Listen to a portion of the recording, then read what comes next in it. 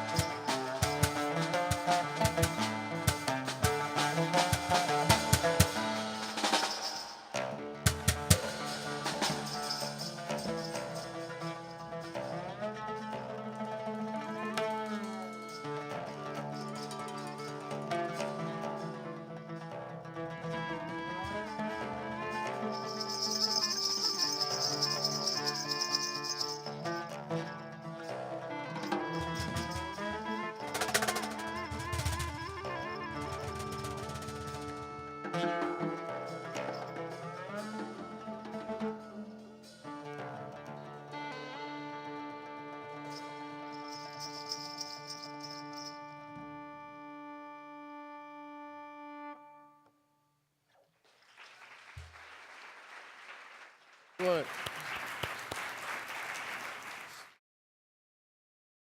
Get started just a minute. Poder invites everyone to celebrate the life of Cesar E. Chavez by attending the Si Se Puede Social Justice March. The march will take place Saturday, March the 29th, 2014. Assemble at 10 a.m. at Terrazas Library, 1105 East Cesar Chavez. March begins at 10:30 a.m. and ends at City Hall Plaza, 301 West Cesar Chavez Street, with speakers, music, and dance from 11 to 1 p.m. Cesar Chavez was born on March the 31st, 1927, in Yuma, Arizona. Cesar Chavez was a Latino farm worker, labor leader, civil rights activist, and crusader for social change.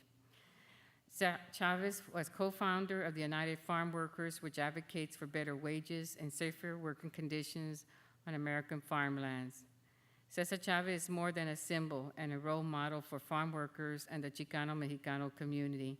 Cesar Chavez demonstrated the need for all working people to support those who are oppressed and exploited, working for dignity on the job and in the community, increasing democratic rights of working people, challenging the power in defense of the powerless. March 29, 2014 marks the 13th annual Cesar E. Chavez March in Austin, Texas. Austin residents have celebrated the life of Cesar E. Chavez and his selfless dedication for farm workers and workers' rights, economic justice, civil rights, environmental justice, peace, nonviolence, and empowerment of the poor and disenfranchised. As Cesar Chavez once said, "We have a power that comes from the justice of our cause. So long as we're willing to sacrifice for that cause, so long as we persist in nonviolence and work to spread the message of our struggle, then millions of people around the world will respond from their heart, and in the end, we will overcome. Viva la huelga, viva la causa, viva Cesar Chavez." Join us Saturday. Thank you. Thank you. Thank you, Mayor and council members. Pleasure to be here today. And we're going to take a few minutes of your time. I appreciate how valuable your time is, and I will go through our process today to be able to present to you our status at this point in time. Let me see if I can get, there we go. I'm going to give you a little bit of background. The last time we had a chance to get together was in December when you all took action on our Phase 1 recommendation. I'll recap that for you to frame the conversation today. And then I'll talk about where we are with the status of our Phase 2 process, which is getting a little bit more definitive in presenting that project that the mayor represented there. Very briefly, Project Connect, as the mayor pointed out, has been a very positive addition to the conversation here locally. Over the past few years, or the past couple of decades, actually, this has been a missing piece to have this overall vision that has identified a path forward for the needs that we have. It is not complete in terms of its funding, but the vision has been established, and this is becoming our blueprint for being able to move forward. And the Central Corridor is that aspect of moving forward with one of those next investments that we have. You see the prioritization of the North Corridor that Capital Metro has now rolled out its locally preferred alternative. That has been an ongoing effort. We are a little bit behind on that effort. Our locally preferred alternative will be presented to you for your consideration in June. So we are moving that effort forward. Our work plan has been broken into two major questions, two phases, if you will. The first phase that we talked about was where are we going next with our high-capacity transit investment? And we'll recap that in just a moment. As we have moved now to examining a more specific question of how will we get there, the specific alignments and alternatives that we would be moving forward with.